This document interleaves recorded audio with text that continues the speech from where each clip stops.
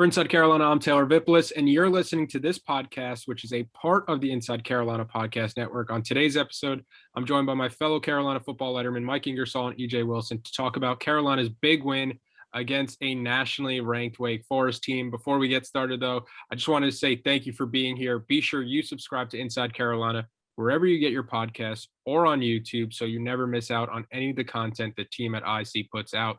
The support doesn't go unnoticed on this end. Speaking of support, we want to support the people that support us. So that's why I've got to mention our friends over at Johnny T-Shirt. When it comes to the Carolina apparel, they have everything you could possibly want. They have the T-shirts, the jerseys, the hats, you name it. They probably will have it. It's great people, great customer service since it's locally owned and operated by alumni. Go there, get your cold weather gear, get your basketball gear as the season gets started. And don't forget, Inside Carolina premium subscribers get 10% off their orders. All right, as always, it's Mike Ingersoll, EJ Wilson. Guys, we alternate wins and losses for the 7th consecutive game week with Carolina completing the comeback to beat Wake Forest 58-55. UNC improves to 5-4 now on the year. It was a massive fourth quarter where UNC outscored Wake Forest 24-7 to close, with Wake kind of inexplicably imploding. But Mike, let's get started with you. What were your biggest takeaways from this game? We cleaned up a lot of things that have been plaguing us. It was a more complete game from a pass protection standpoint. It wasn't perfect. There were some bad things, obviously some sacks, but it was the most complete game we played on offense thus far this season. And I was proven wrong. We don't need 50 points to beat people. We need 60. So this is the first game all year where I was proven wrong. We didn't need 50 points to beat them. We needed 60. But we did it. We somehow managed to do it. And that's the second time in 3 years we've had a insanely high scoring game against Wake Forest, right? Wasn't it high 50s to mid 50s 2 years ago in Kenan Stadium? Yeah, I think just last year it was something like 59, 53 or something where both teams were in the 50s, I'm pretty sure. And I think the year before was similar. So, I mean, it's something about playing Wake Forest. It's just going to be a video game. But, no, most complete game we played all year. I mean, there's not a lot of negative. I think we're definitely going to be going bowling, whether that's with 6 wins or 8 wins remains to be seen. But Sam Howell's at least going to go out with a bowl, which is a positive. EJ, what about you? What were your biggest takeaways?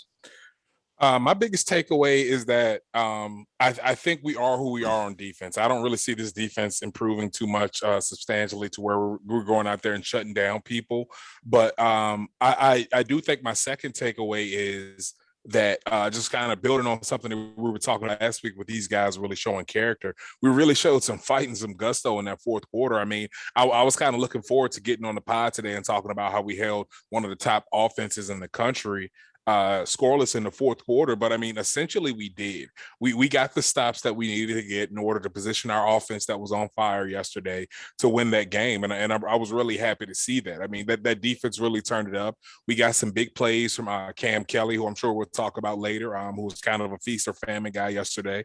Tamon Fox came through with some good sack, with a couple of sacks, some good pressure, and we actually had a Des Evans sighting. I mean, he had a good play from him, and then the next play he kind of missed the sack. So we're still seeing the same inconsistencies. And I think I don't want people to get too excited. This is the same defense that we've been seeing all year, but I do want to keep it positive and say that positivity pod and say that these guys did get stops when they needed to get stops, and they showed heart. I mean, I don't even have a problem with Miles Murphy taking off his helmet after that stop, because I mean, that's a big moment. That was a defining moment, not only for that game, but for that season.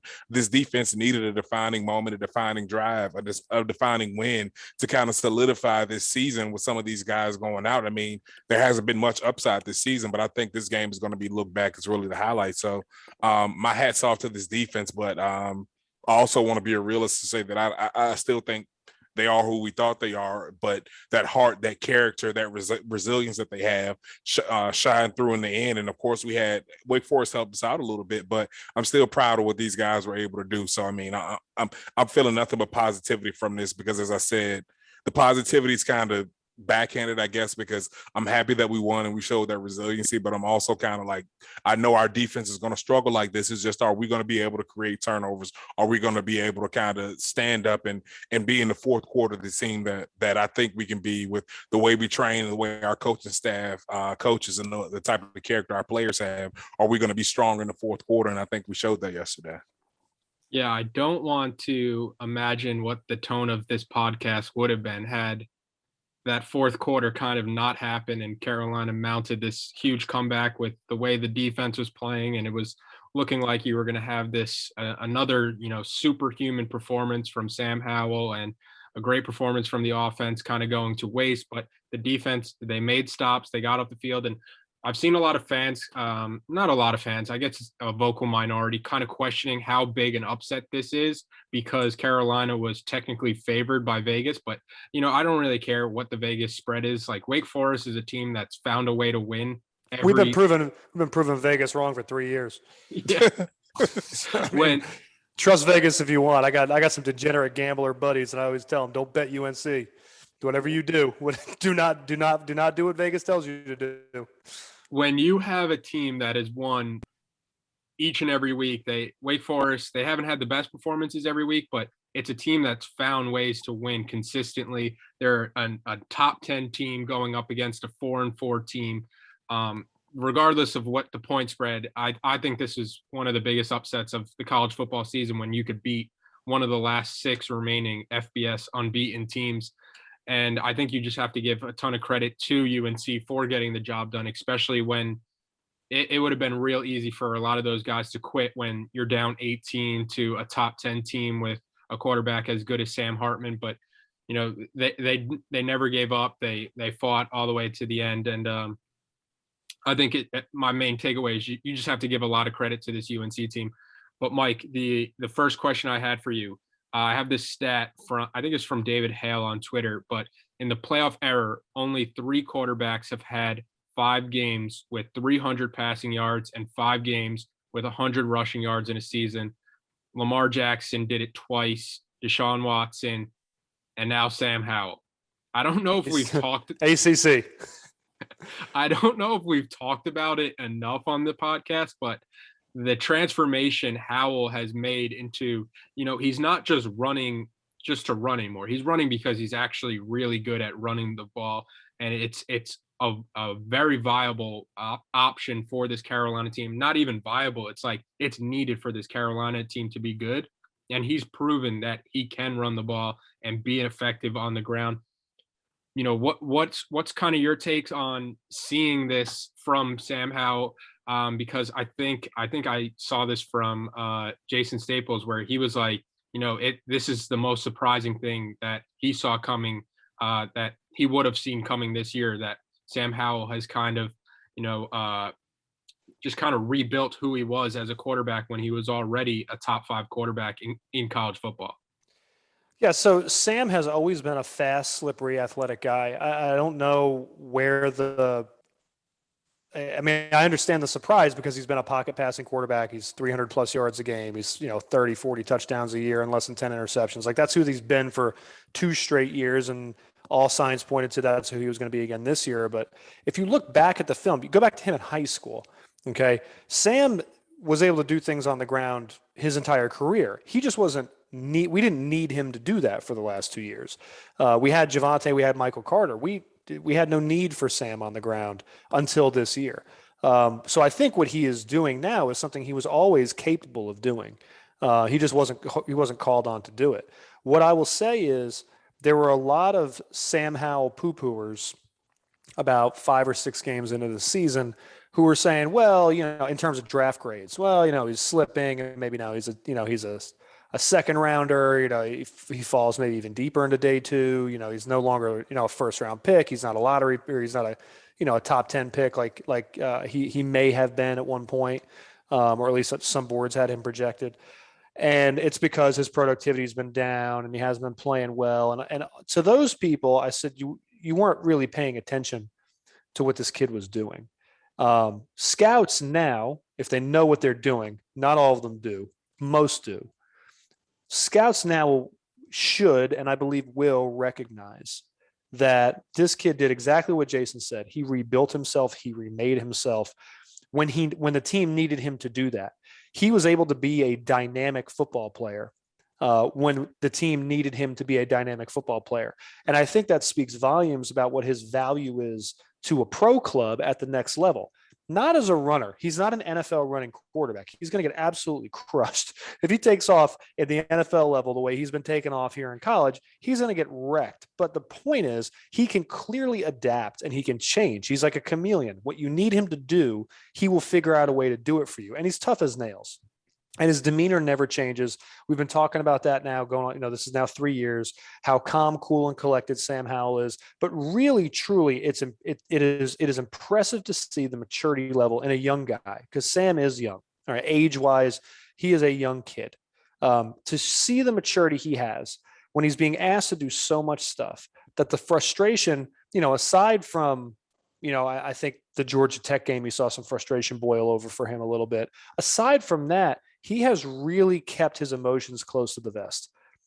You haven't seen anything really change in terms of his personality and his body language, how he's carrying himself on the field in a year when he's being asked to be literally the whole offense. And now he's made those sacrifices and he's put all that together, and he's managed to do it long enough to where, like we talked about last year, more guys are getting involved in the offense. And it's because Sam was able to shoulder so much burden for so long. It gave those guys time to catch up, to get comfortable, and to really become contributing factors in our offense. And you're seeing the benefits now here late in the season. I don't know if we're going to win, we'll beat Wofford. I don't know that we'll beat Pitt. I don't know that we'll beat State. I don't know that we won't. Okay. I will say that we're in a position where if our defense can manage to somehow squeeze out a couple more stops and our offense keeps producing the way that it is, we have an opportunity to win 3 of our last 4 games against, college football playoff ranked top 25 teams. We could potentially pull this off and really finish out the year, obviously end it with 8 wins, end it very strongly, kind of end it the way we were expected to begin it and play the whole season. But, we put a half a season together the way people expected a full season to look out of Chapel Hill. I'd say that's a victory, particularly because we had to ask Sam to do so much this year. We didn't understand the deficiencies, and maybe to some extent, maybe the staff didn't fully understand the deficiencies and the gaps that were going to rear their ugly heads early on in the year. And you had one player, at least on the offensive side of the ball, who said, fine, put it on my shoulders until we figure it out. I'll carry the team. And that's exactly what he did. Fans, Carolina fans of college football should really, really, really appreciate what you have in Sam Howell. Appreciate what you're seeing. It's there. Every year you have great players come through the game. We got to see Lamar Jackson in college. Some, guys like me and EJ, we got to see Michael Vick in college.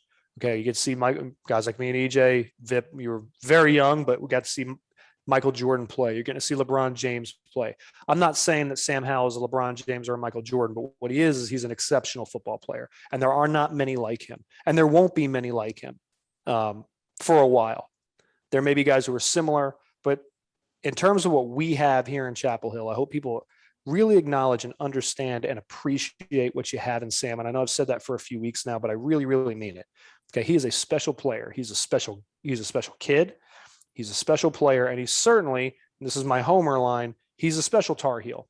He's a guy that's going to go down in the history of this program as one of the best. And there's been a lot of really good players have come through a program that, frankly, is kind of unsuspectingly has a ton of great Hall of Fame NFL, Hall of Fame college football talent has come through Chapel Hill. Sam Howell is another one of those great players, okay, whose name people are going to remember 20, 30, 40 years from now, regardless of what he does in the NFL.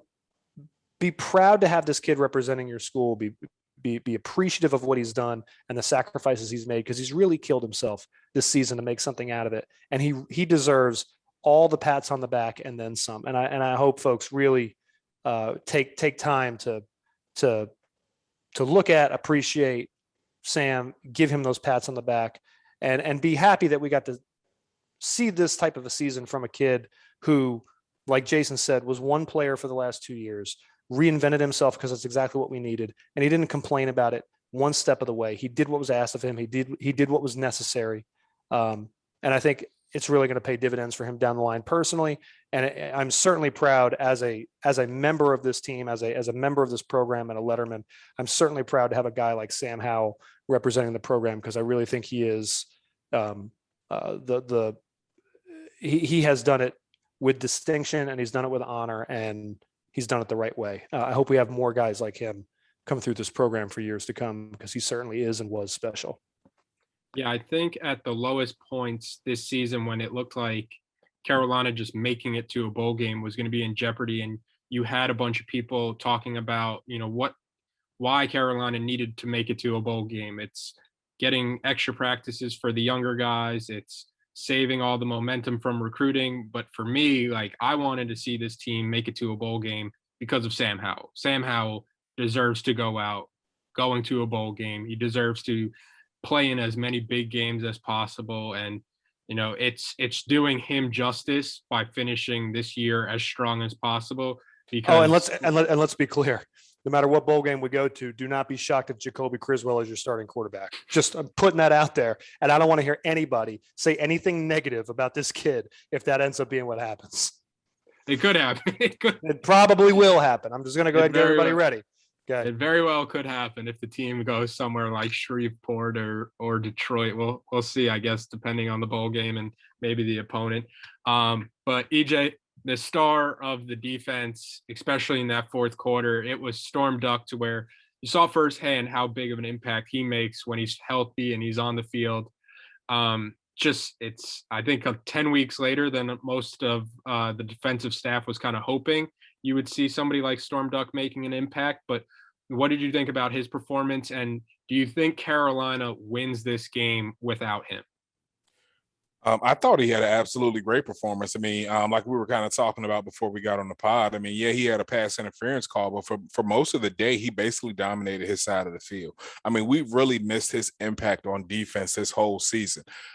We've kind of talked about how we haven't been having the pass rush. Well, we also haven't been having that coverage down the field. And you saw that with him on the field, yeah, we weren't killing it as far as the stat column with sacks, but with the way they did their play action and getting close to the line, we were in Hartman's face for a better part of the day and did make things relatively difficult for him, I would say, more difficult than I think we made it for any other quarterbacks. But I definitely think he had a great impact out there. And to be perfectly honest with you, I didn't notice what type of size he had until he lined up on that big wide receiver from Wake Forest. And that's definitely something that we've been missing. I mean, we've missed his leadership, we missed his experience, and we've just missed his overall raw talent. And no, I honestly don't think that we win this game without him.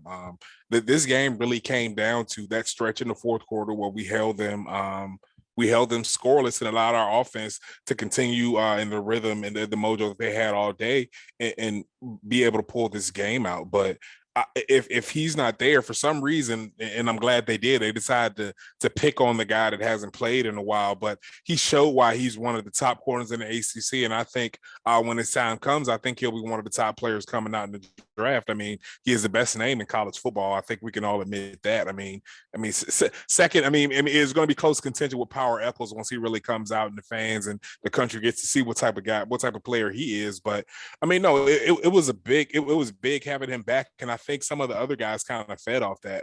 We still, I think Trey Morrison still kind of had a rough day. He had a couple penalties early, but guys like Cam Kelly, I mean, I think without Storm's leadership and being in those guys' ears and being on the field, I mean, we talked about it. I mean, Cam, other than those 2 interceptions, he kind of had a rough day, gave up a lot of catches, gave up a lot of yardage, but he was there when the defense needed him. And I think a lot of that has to do with the leadership and experience of Storm Duck. So I don't think we win that game. I don't think we're in a position in the fourth quarter that we are without him. I mean, overall, I mean, we kind of struggled as a whole all day, basically on defense. It was another shootout, just like it has been for the past few years at Wake Forest, and honestly, like it has been for the past few weeks. I mean, I think most of our wins this year have been coming in shootout form. So, I mean, I'll be a little bit positive they didn't get their team high on us this week, and I'm going to give that credit to Storm Duck in the way that I think that our defense prepared for this game. I do think that we had a good game plan, but I think that in the secondary, there's some issues that we have that are just constantly getting exposed from week to week now. Yeah, I've talked about before that the Carolina fan base, it feels like a fan base where you're kind of waiting for the other shoe to drop, and Carolina's going in. Sam Howell gets the wind knocked out of him. He has to come out for a play. It's a clear run. Wake Forest kind of stacks the box. They stop the run. Carolina winds up having to settle for the field goal, and you're kind of in your head thinking, all right, Sam Hartman's got 2 minutes. They're probably going to go down the field, score a touchdown, and then shockingly, I was shocked at least. I know you mentioned EJ that Storm Duck was just coming back from an injury. You might want to test him, but he's somebody where you should not be testing him. He shuts down one half of the field essentially, and there's a lot of ways I think you can attack this Carolina defense. Going at That's 29 is not one of those options. Healthy or not, nothing on film says go after that guy. I mean, I don't care if he's just coming back. I mean, you have to think about it like this. Yeah, he's just coming back, but he's had all this time to rest. A player like that, he hasn't been getting the physical reps, but the film he's been watching to be able to take this in from the sideline and apply his experience, why would you try that guy? But I'm so glad that they did. Yeah, now it's going to be interesting to see how the Carolina defense, they struggled 3 quarters for essentially for the most part of that game, for the majority of that game. But it's going to be interesting to see how they kind of build off that fourth quarter, because I think it's something where once you start seeing yourself put good stuff on film, it feels like it's easier to replicate it week in and week out. So it's going to be interesting to see how Carolina builds off that fourth quarter, because you go from Sam Hartman, who's a top 10 quarterback right now in the college level, to another top 10 quarterback in Kenny Pickett on a short week. But so Mike, he's gonna be the first. He might be the first quarterback taken. Yeah. Yeah. Mike, it was a career day for Ty Chandler. He goes for 213 rushing yards, 4 touchdowns. Coming in, Wake, despite being undefeated, they had a suspect run defense, and Carolina seemed like Carolina really exposed them, rushing for 330 total yards on the ground.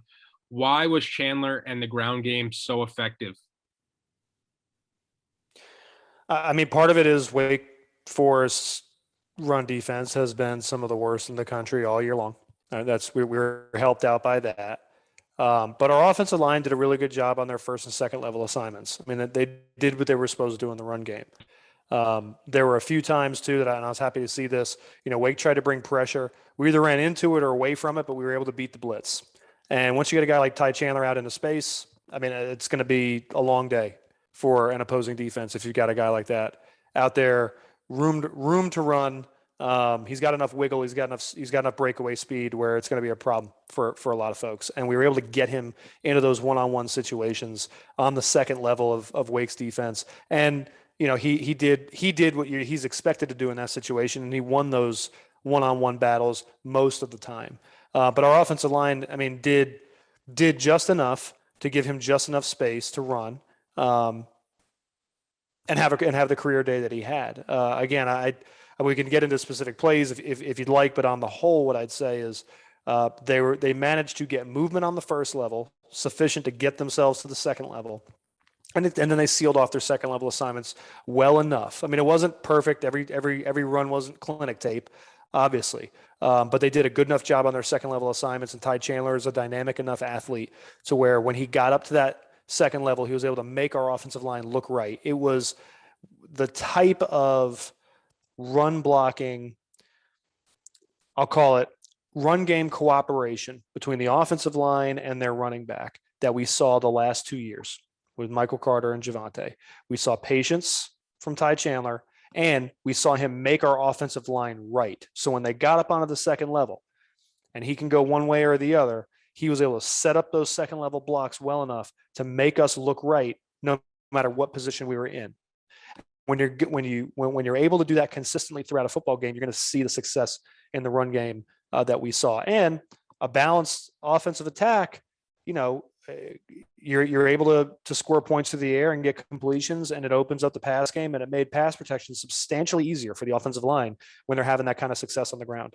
So really, I mean, Ty having a career day, 200 plus yards on the ground, really helped us out in the pass game too. Obviously, Sam didn't stay clean the whole game. And, that's just something like EJ said, our defense is what they are. Our offensive line is in pass protection what it's going to be for the rest of the year. But when you've got the help of a strong running game like we had this weekend, you're going to see it have a trickle down effect into other areas of the offense. Pass protection being the most obvious and the primary beneficiary of a great run game. So it's great to see Ty have a career day like that, get his name. I think ESPN's whatever their college football roundup show gave Ty a helmet sticker, gave him some recognition. He earned it. He deserves it. He's been a workhorse. He's been killing himself all year. And he's another one that, another one of these guys that it just took a few games, for him to get comfortable, for the offensive line to get comfortable with him. And Sam, again, like I ranted about before, Sam was able to shoulder that burden, take on a lot of extra responsibility just long enough so that Ty could come along, get comfortable with the offense. And now what you're seeing is he's had several games now where Ty has put together really good games on the ground. He's been a huge weapon for us. And I think we're going to see that continue moving forward. We're certainly going to need it this week against Pitt. That's for absolutely sure, particularly on a short week.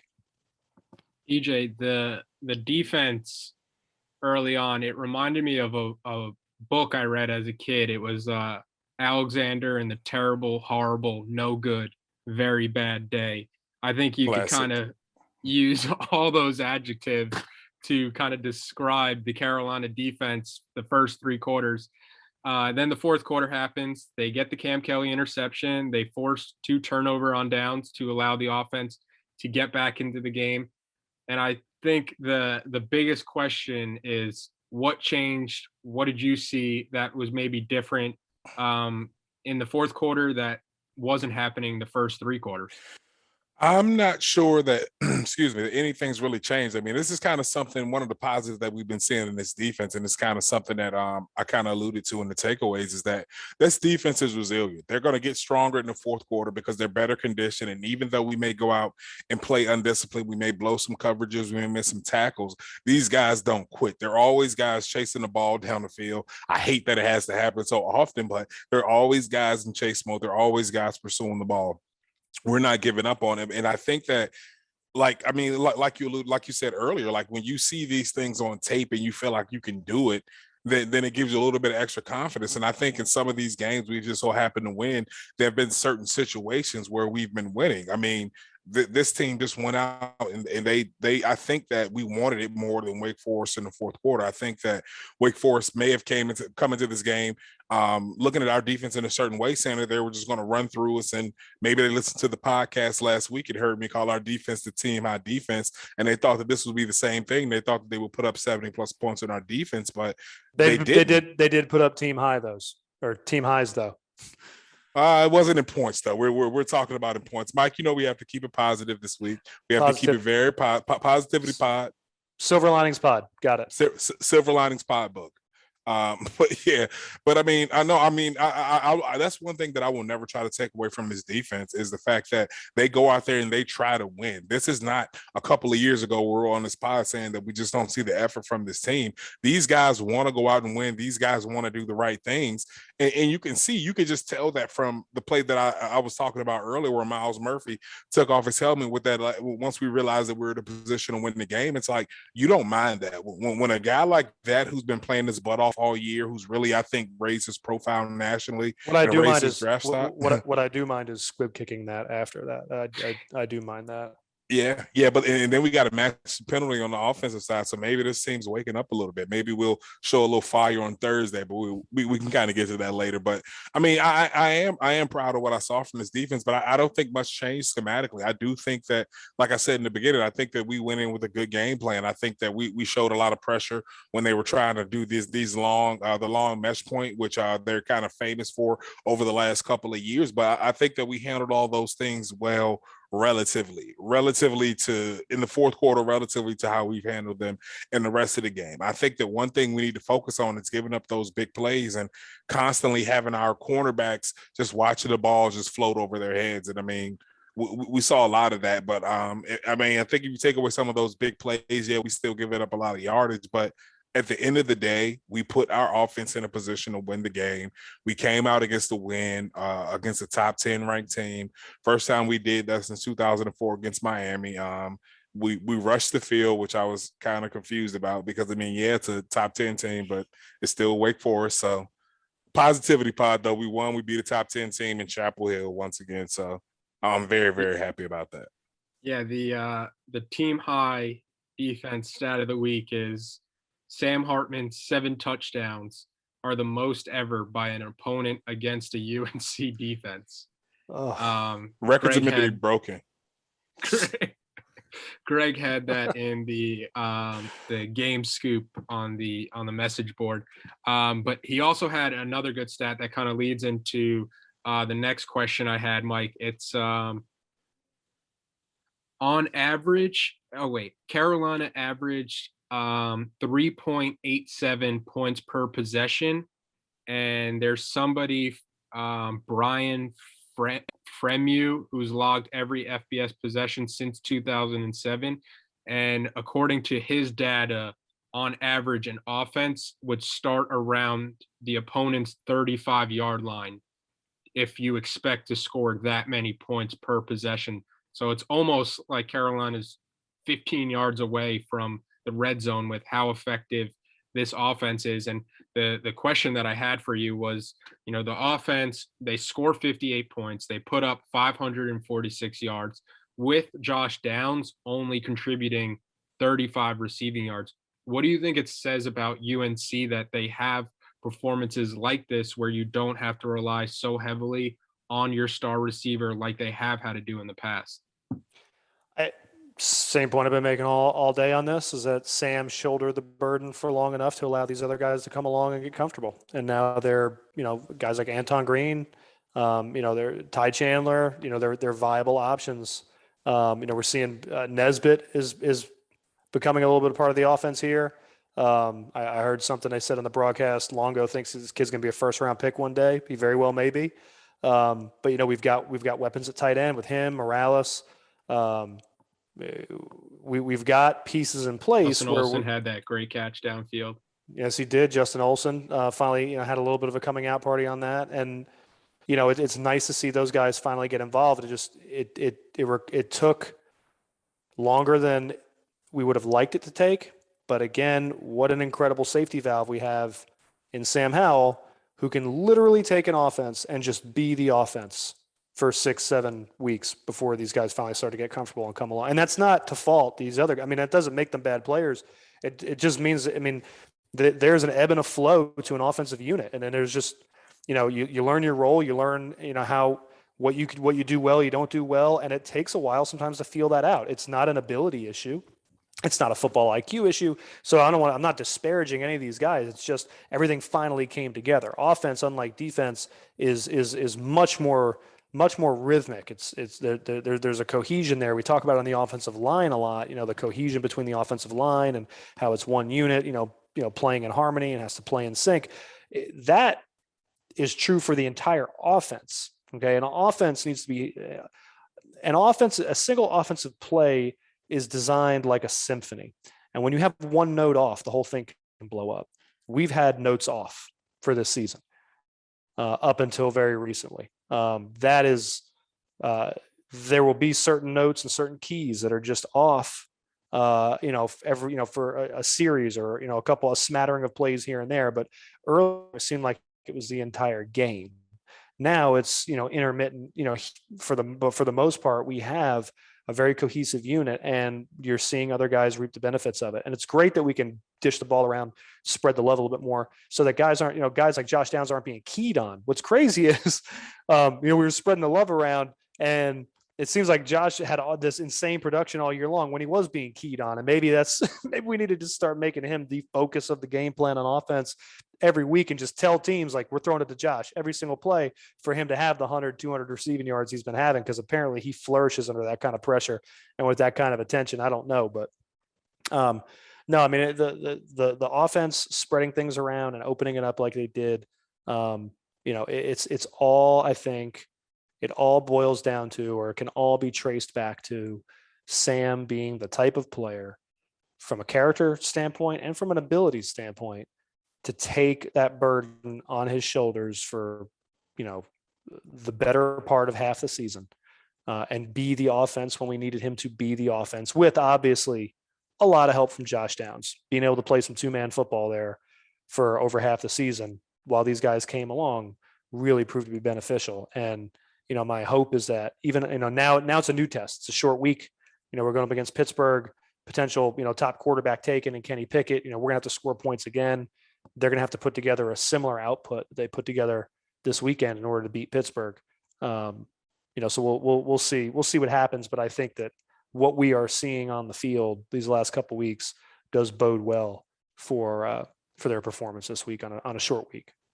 Yeah, I think the other part of that, opposite Sam Howell kind of carrying the burden of this offense, is that he's starting to trust other players outside of Josh Downs to make plays, because it was something I think I said, maybe it was after the Georgia Tech game, like, you can't tell me Anton Green is running 40 plus snaps out there and he's just not creating enough separation to get more than one target.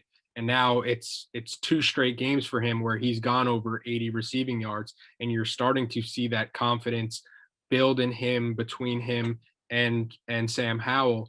And as a former receiver, like, you love to see Anton Green playing great, because he has all the tools to be an impact receiver at this level. He's got the size, he's got the speed, he's got the hands.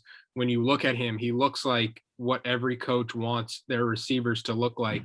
And now it's you're kind of seeing what he can do production wise when he does get the targets. And it's something where it's going to be fun to watch him and Sam Howell kind of close out this season with the chemistry they've kind of built, and the better Anton Green.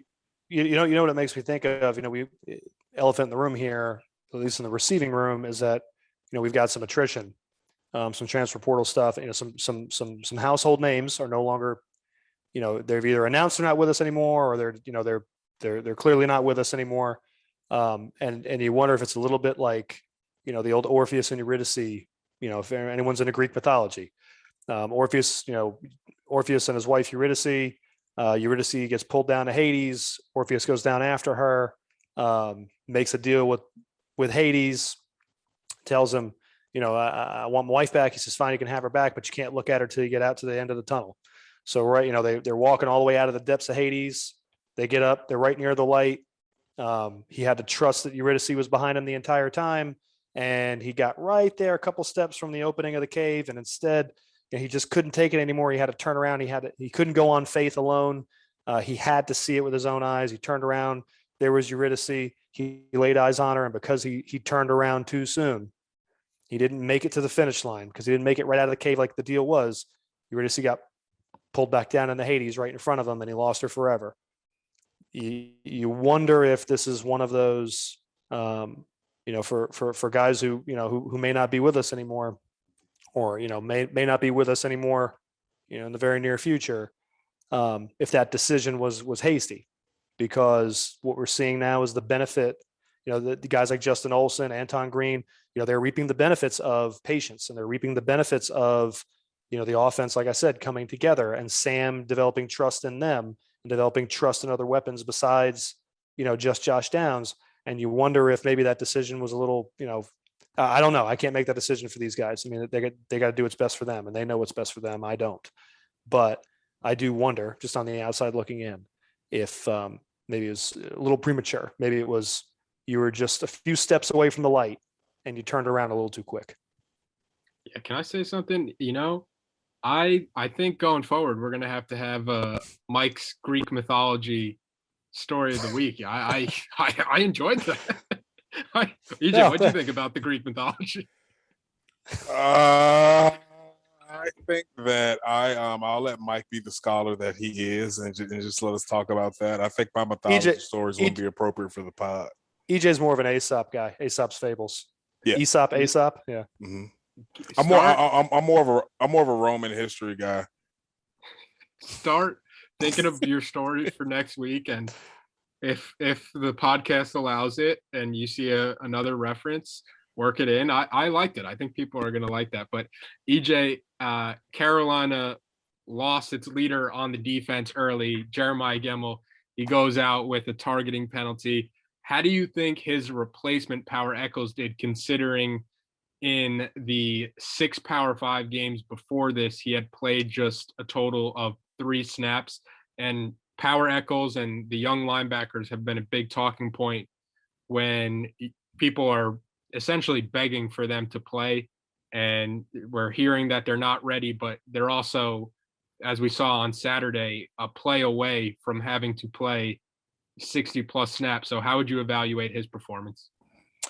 I would say that the play, his play on Saturday and the play that we've been seeing from Cedric Gray all year leads us to believe that Mac may be on to something when he says that all our talent is probably sophomores and freshmen. But I was very impressed by what I saw from him. I mean, he came in and I made a note of that when I was watching the game, and I said, I want to see how big that Jeremiah Gemmel not being there is going to be. And we talked last week about Cedric Gray coming in when Jeremiah leaves and kind of being that guy that's the glue and the continuity on that defense. And I think he really was. I think he really helped Power come in and make some of those calls. But even the fact that Power came in after not playing and he was a primary play caller on signal caller on defense. Yeah, we had a couple of plays where Wake Forest kind of sped up to the line and caught us off guard. But for a true freshman, you're going to expect that. But other than that, I think he handled himself very well. And he showed why not only the coaching staff, but the fans and everyone around North Carolina and everyone around the ACC is really excited to see this guy play. I mean, he's not just a name. He can back up his name. The guy is a ball player. I mean, we saw against Florida State the play that he had on the kickoff return where he basically blew the guy up. And I mean, I was very impressed with the way he played and handled himself. He didn't make a lot of mistakes. Of course, we would like to see him a little bit more sharp out there, but this is what we talk about all year and what we were talking about last year. Guys getting thrust into situations, but still being ready to play. A guy that's still preparing like a starter. This is a guy who's playing situational football all season, where the coaches are basically creating plays, creating special packages to get him on the field. During the week, he's not taking these reps. He's not seeing a lot of, okay, if they check to this, we need to check to that, and basically handling the defense on all 3 levels. And I think he did a really good job of doing that. It's not going to stand out to the average person because he didn't go out and fill the stat sheet up, or he didn't have a lot of big pass deflections or sacks or interceptions. But what we saw was a defense that, yeah, we weren't playing that well, but things didn't get worse. The sky didn't fall out when we lost the player who's obviously our best player on defense. And it goes beyond Jeremiah's talent. It's his leadership on the field. It's his knowledge of every level of that defense. It's this being, I mean, him being a starter and playing his defense basically since this staff has been there. So that's a big loss. That's a tougher loss than if you lose your star player. I think about it in basketball. I mean, yeah, you think about all the great things back in the day, like, I mean, and not necessarily talking about the Bulls, but if you lose your star player who's a center or a power forward or a guard or another guard or something like that, that's not going to hurt as much as if you lose your point guard, the guy who knows what everybody's supposed to be doing, the guy that can correct guys when they're not as sure, the guy that can instill confidence because he's been in these situations before, and he can be that calming presence. And the fact that he could come out as a true freshman and do that was very impressive. So I'm very excited for what this group of linebackers is going to show us next year. So overall, I'm happy with what he did, and I think he can build on this and be ready to step into those shoes. And if just from seeing the type of player he is and the type of emotion that he plays with, this little bit of playing time is only going to make him more hungry. So he's going to prepare like a starter for the rest of the year, and he's going to carry his experience and leadership over into the spring and be ready to step right into those shoes. EJ, how important is the cowboy collar to all of that? The cowboy collar is very important. The cowboy collar is where you keep 87% of your knowledge, 90% of your toughness, and the rest is 85% badassery. It's science. And he doesn't play with gloves. So if this was Madden, the second you put the cowboy collar on, your physicality grade goes up at least 10 overalls, I think. At least. But Power Echols, he had the second highest tackling grade according to Pro Football Focus. He graded out tackling wise at 82.1. He had 7 tackles, 0 missed tackles. This has to be a ever since we did this podcast, at least a low on missed tackles for Carolina. They only had 5 missed tackles. Now, 3/4 of that was because they weren't anywhere near the ball carriers or the receivers to make a tackle. But the fourth quarter, when they had the chance to get guys on the ground, they got guys on the ground. And 5 missed tackles is still 5 missed tackles. But Exactly. we'll end the podcast this week, as we always do, with Say Something Nice. You got a lot to choose from. This isn't like the Florida State game or the Georgia Tech game where you're going to be scraping the barrel trying to find something nice to say. But Mike, how about you? Let's start with you for Say Something Nice. Offensive line has had problems with twists all year. They have put together several games now in a row where, for the most part, they've shut those down. They've had some issues with it still, but it is so much better than it was earlier in the year, and they deserve a lot of credit. All 5 guys through all, and I say all 5 guys, it's really more, all 10 or 12 guys, however many, the number of guys we're rotating through there on the offensive line, each group we're rotating in has improved in that. So overall, our offensive line through that chart, and the guys that are getting game snaps, they have gotten better at the one thing, the glaring problem we had in pass protection. They have gotten substantially better. It's not perfect, but it is light years ahead of where it was at the start of the season, and they deserve a lot of credit for that. Give them a pat on the back. EJ, what about you? What's your Say Something Nice? I Say Something Nice is that I think that our young talent is exactly where we thought we would be. I mean, we got very excited about all these recruiting classes that were coming in, some of the big names that we were seeing, and these guys are turning out to be very talented players. Your Javari Ritzies, your Miles Murphy, Storm Duck, Power Eccles, Ritzy. I mean, you have Cedric Gray. You have all these guys who are. I mean, Tony Rucker. Grimes, Kimon Rucker. Like, you have all these young guys who are just raving about. And I mean, there's just certain things, and I think non-athletic, non-X's and O's things that we need to put together. But I think the young talent is there on our defense. I mean, yes, we do have comments where we want guys like Des Evans, who are the high caliber recruits, to come in and play better, but overall, our young talent is playing up to expectations. I don't think that I think this moment that Power Eccles had, beating a top 10 team, coming in, replacing one of the best leaders I think Carolina's seen on defense in a long time. I think when we're in his senior year and talking about him being up for all the linebacker awards, all the All-American awards, I think we're going to look back at this game and say, this is the moment. It may not have stood out the most, but real people who know football, the scouts, the coaches, us talking like the guys on Pro Football Focus who've evaluated and graded him out so high, you're going to say that's really his coming out party. So I'm very excited about our young talent on defense. And I think they're really stepping up in big time moments and making some big plays for us. And, with respect to Des Evans, the point needs to be made that talent develops at a different pace. Not all talent develops on the same schedule. Des is out there getting game snaps. The only thing that's going to make him better is game reps, and he's been getting plenty of it. He's either going to take a big step forward this offseason or he's not. But if you see Des take a leap, I mean, tell me if I'm wrong, EJ, it's going to be between this season and next season. That's when you're going to see that leap. And, I have to believe that with all the game experience he has, and clearly with as hard as he plays, he doesn't take plays off. I mean, he's clearly, the effort is there, and the want to and the desire is there. He's not a prima donna. He's not, a highly ranked kid who's coming in and now he's moping because his production isn't where he wants it. He's also being put on the field because we've talked about this before. The coaches can trust him to do what he needs to do in the situations they need him to perform in. So he's on the field for a reason. Now let's see if he takes that development leap. It's not a talent issue. It's just purely a development leap between this season and next season. I would fully expect to see it. He certainly has all the tools to do it, and clearly the intangibles, the biggest one being the want to. Yeah, my Say Something Nice, I'm going with an individual player shout out for one specific play, and that's Garrett Walton on the onside kick, where he has the smart play to to just bat the ball out of bounds. And I chose that play because when you look at him, he's a 6th-year super senior.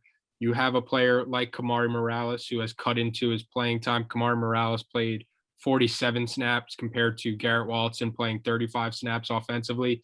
You have another player like Bryson Nesbitt who's cutting into your playing time even more. And when you're a 6th-year super senior and you come back with these big expectations that I think the Carolina offense had, and things don't play out your way and you start getting passed up on the depth chart by some young guys, or not necessarily passed up, but they're cutting into your playing time, it's real easy to get discouraged. And kind of just give up on the team. And I think with him being out there on that onside kick and making the play that kind of sealed the win for Carolina, I just made a note of it that I wanted to give him a shout out. And I'm using my say something nice for Garrett Walton making that heads up play.